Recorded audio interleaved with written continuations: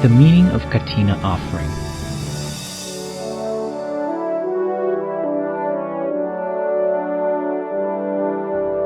Kathina is the offering of robes to the Buddhist monks who practice righteousness and have completed the Buddhist Lent.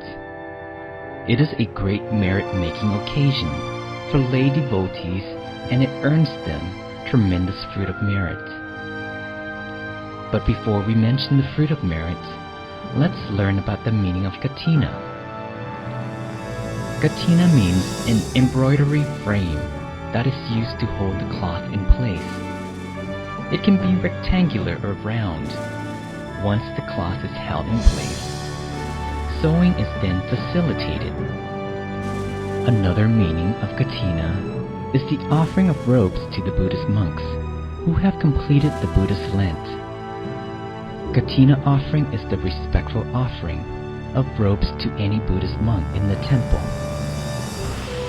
The occasion of Kathina can also be called the season for changing into a new robe. At the beginning of Buddhism, a monk had to acquire his robe by making it out of discarded cloth, such as cloth used to wrap a corpse, or cloth picked up from a trash pile. In those days, cloth was precious and hard to find. When a monk fashioned his robe out of discarded cloth, it signified him as a recluse in search of emancipation. Moreover, a robe made from discarded cloth would not attract the attention of thieves. People in those days minded old and patched materials, and it was not desirable to anyone. But later on, the Lord Buddha permitted wealthy patrons to offer cloth to the monks. It all began when a physician requested the Lord Buddha permission to offer cloth to the monks because it was difficult for the monks to find them. The robe design came from the Lord Buddha. He had the most venerable Ananda fashion it after the rice paddies. The robe was stitched together using many pieces of cloth so that it looks just like the rice paddy in order to mar the robe and render it undesirable. The Lord Buddha legislated the robe to contain at least 5 different pieces of cloth vertically. Each piece was called mandala. Smaller pieces was called atta mandala. The monks used to have to cut the cloth into suitable pieces, stitch them together, and then dye the robe themselves, which was difficult and time-consuming. They were permitted to use such materials as root, trees, leaves, flowers, bark, fruit. After the cloths were sewn together into a robe, it would then be dyed. The color used was red yellow or dull yellow. Forbidden colors include indigo blue, yellow, red, pale pink, orange, pink, and black.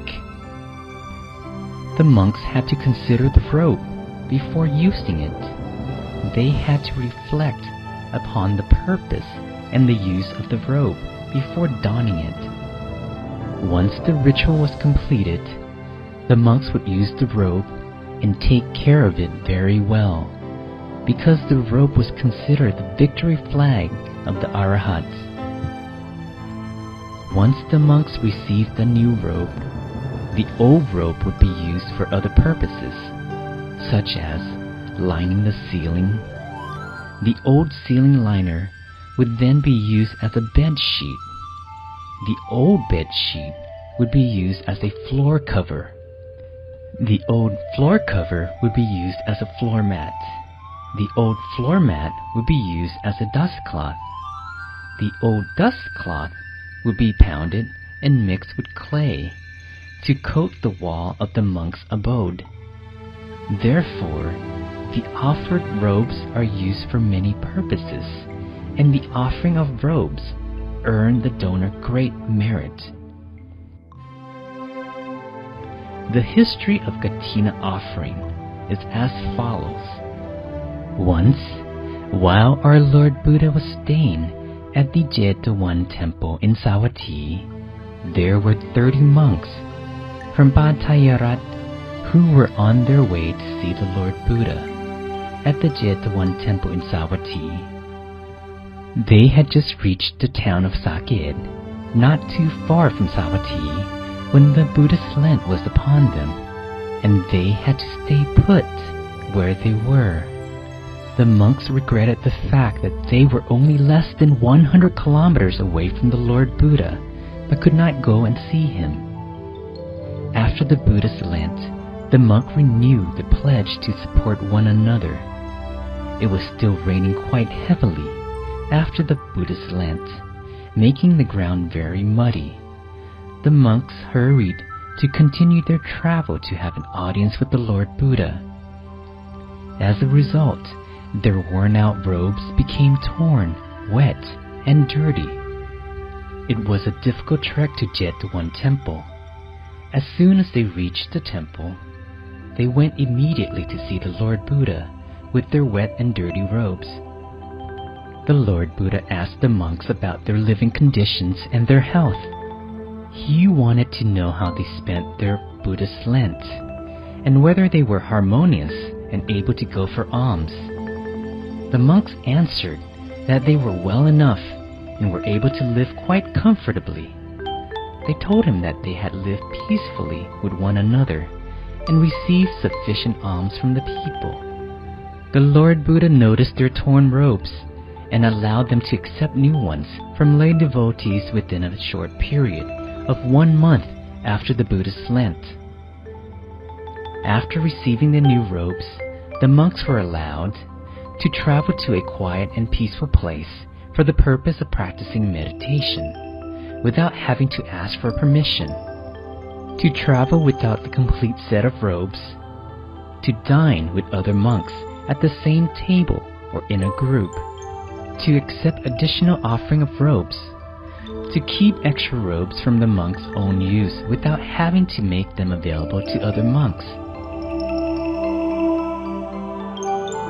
This is the story of Kathina offering and what the monks can do after the ceremony. You are all invited to join the ceremony of Kathina offering at the Dhammagaya temple on the first Sunday of November.